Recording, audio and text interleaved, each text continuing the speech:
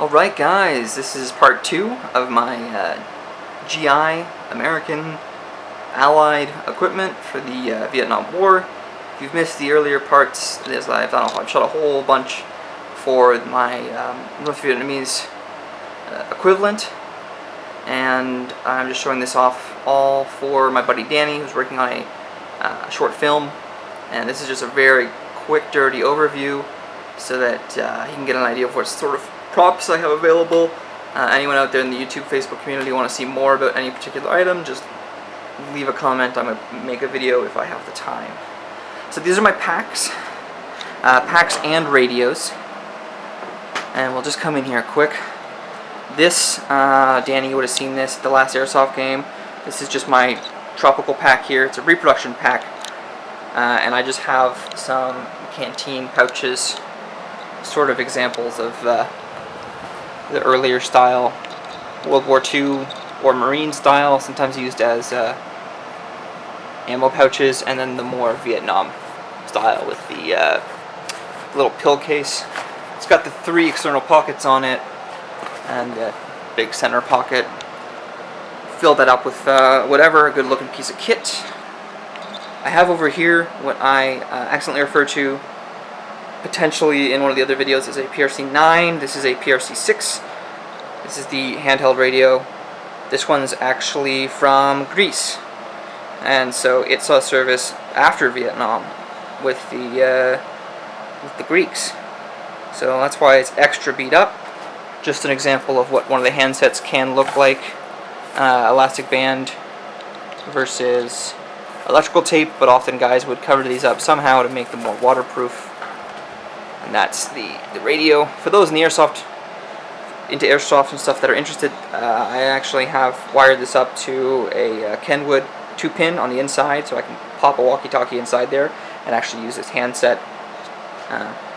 There's an example of another handset that I have, just a slightly different style. I think it's a bigger button on this one than it is on this one.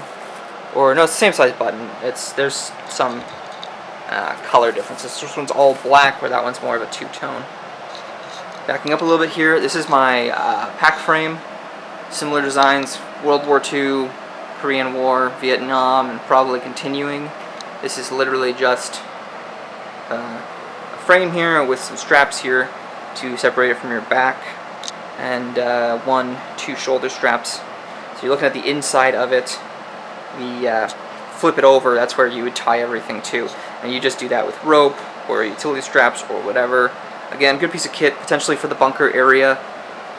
Speaking of the bunker area, here is what I have referred to as my support backpack. You see here I have 2 different size ammo cans. I'm not going to show off all the ammo cans I have. I just have a bunch of these 30 cal size and the 50 cal size. These ones are nicely stamped.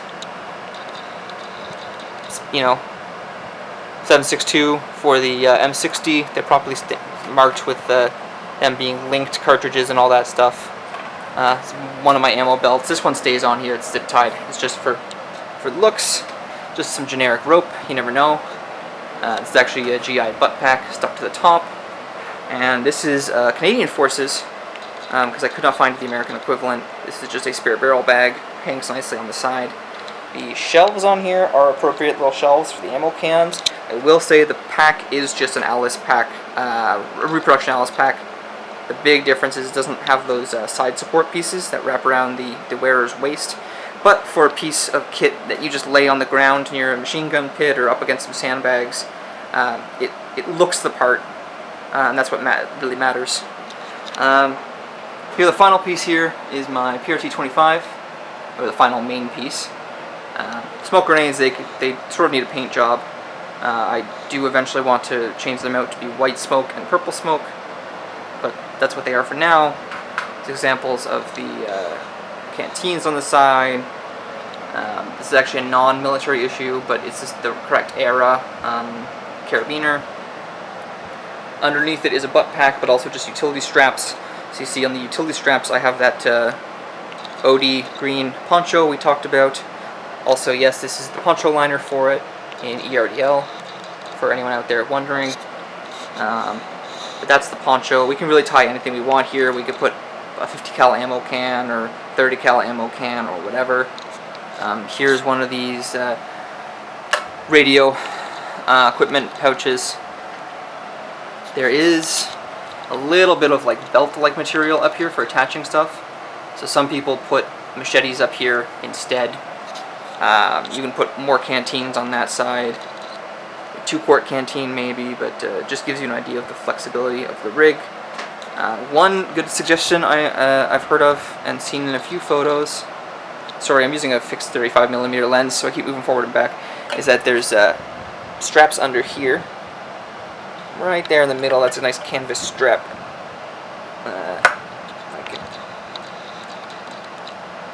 Anyways, there it is, there's a canvas strap. There's 2 canvas straps. And what looks really good is if you put like a map in the straps, instead of like strapping smoke grenades. I know you were interested in the smoke grenades for other characters anyways, but you can put a map in there, or other small items like that. Lighters even, little things like that. The antenna here is tied off with just a little bit of black rubber band. But that's the full whip. Yeah, that's pretty much it. Lastly, just for anyone interested, this is my PRC-10. So I got the 6, the 25, this is the 10. It's actually, I believe, the actual model, and this one is a PRC-9. Oh god, if you could read any of that. Yeah, there it is, PRC-9.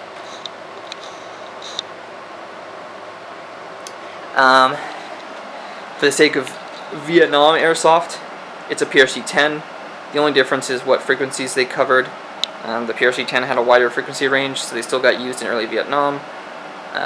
Phased out pretty quickly by the PRC-25.